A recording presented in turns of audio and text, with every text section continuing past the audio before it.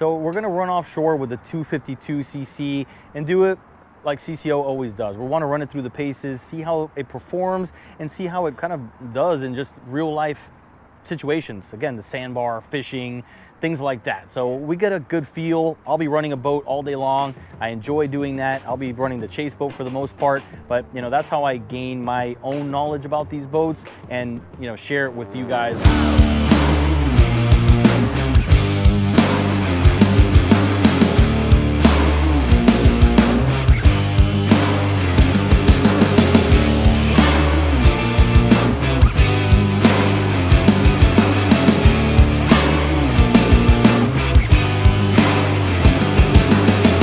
We get direct messages almost daily about center consoles in the mid 20-foot range, so I was very excited to get on the 252 by Sailfish Boats. It's a perfect pocket CC. You can trailer it easily, cross country, you can take it to the Bahamas, you can hit the sandbar with your family, or have a great day of fishing. The lines on the Sailfish have really gotten pretty. I haven't been on one for quite some time, but again, this setup right here with the twin 200s has plenty of low-end torque, top end speed of about 55 miles an hour, and crazy fuel efficiency at about 3 miles per gallon at 28 miles per hour. So with 157 gallons of fuel, you have over 400 miles of range. It's honestly everything you can ask for in that 25-foot size range. So now that we ran the 252cc a little bit, you can see it actually performs well. It wasn't incredibly choppy considering the immense storm, I believe what is called Aaron, right outside of the coast. Weather was nice, we had some swells, we can get some good video of it, but the performance was solid all the way through, and now I wanna walk you through some of the details. So you can go with two different power configurations. This one has the twin 200s. You can also do a V10 400, and drop it down in the comments. Let us know which configuration you would rather. On the port side, you have a little sandbar cooler, so you don't have to jump in and out of the boat, prep your waters, your drinks, whatever you want to put in there. You have a ladder on the starboard side, and you have a freshwater wash down here as well. Another storage compartment, which has a little piece that pops out and gives you access to your seacocks and some of your plumbing underneath. Then here you got the forward-facing seat, which is full beam, 8'10" beam on this boat, if you're interested in that. And underneath you actually have two 11-gallon Livewells, both port and starboard, and you have access doors, both port and starboard. So no matter where you're docked up, you can get in and out of the boat easily. Plenty of seating, and then underneath here you have a great bilge access. Pull this thing up and it's very easy to get in there and troubleshoot anything you need. So we have a simple leaning post, but a pretty nice design on it. You got a removable backrest as well. So if you're gonna do some fishing, want to use these rod holders, you know, put a kite reel or something in there, you can do it. Got a retractable cooler underneath. Then you got your adjustable bolsters here. So nice design, and something I learned about Sailfish today that I didn't know about before, they actually integrate carbon Kevlar into some key spots of their hull design. So, you know, the construction quality, although we haven't seen the facility just yet, something we're talking about, seems to be, you know, high grade, high level, and it's come a long way from the Sailfish from the past. This boat holds 157 gallons of fuel, has 12 gallons of fresh water, and we're here at the Helm area. Again, nice and simple. This, again, the 252 being a new model. They have the, I believe these are 12-inch Simrad MFDs with an acrylic panel. Looks really nice. You got your switch panel above that. They light up. Yamaha binnacle. Seakeeper rides on this one, which has been incredibly nice throughout the day. We got a phone charger fusion head unit, and then some space here to be able to throw your phone, your keys, and things of that nature so they're not flying all over the boat. Then full enclosure, hard top with one of these tea bags. You can throw life jackets up there, you know, things you want to get out of the way. You got your Yamaha Vessel View Simrad VHF, and a bit of storage down the center. Looking down the port side, we got horizontal rod storage right here, and then we got an in-deck fish box like this with a pretty interesting design with the opening. I kind of like it. We got some rods there, so it's not allowing us to open it all the way, but it's usually when you got to actually dive in there to open it that way, it can be difficult. So this design is actually, you know, pretty interesting. I do like it. So working our way up to the bow, you're gonna see that 810 beam works its way pretty far up here. It looks very wide for a 25-footer.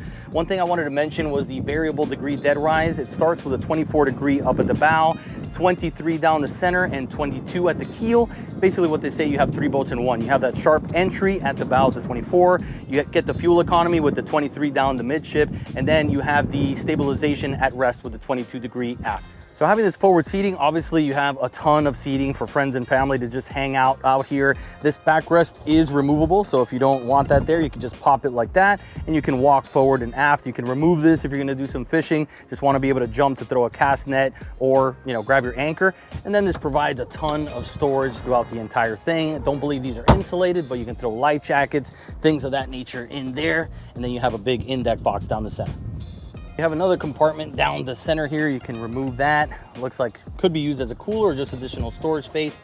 Then you have your anchor locker here towards the bow. Pop this open, exposing your windlass. So you don't even have to deal with the anchor. Unclip it there, drop it. You can drop it from here. You can drop it from the helm. So really nice and comfortable, especially in just a 25-foot platform. A few other details I notice up here is that it has a pretty tall freeboard. You're sitting up here and you feel like you're safe inside the vessel. You have kind of your backrest up here. You have a grab bar in case you need to hold on. Got cup holders around just for comfort, be able to put your drink down. Rockford Fosgate speakers throughout for your sound system, and a removable table here down the center if you want to create a dining experience up here at the bow. Lastly, this is how you get into your console cabin space in your head. Open up this compartment and you have a great amount of headroom, storage for your table that I just mentioned off to the left, obviously access to your rigging with just a simple mesh to be able to get in there and troubleshoot anything you may need.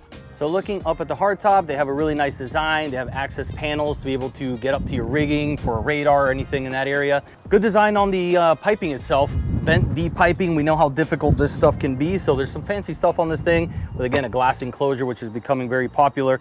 And more we're seeing these versatile style center consoles, which you can go out and respectfully fish with absolutely no problem, but it's very comfortable for the friends and family. And what we're gonna do now is actually grab a family, take them out on this boat and kind of live it out. Show you what it's like to own something like this and what you can do if you were to purchase a 252cc from Sailfish yourself.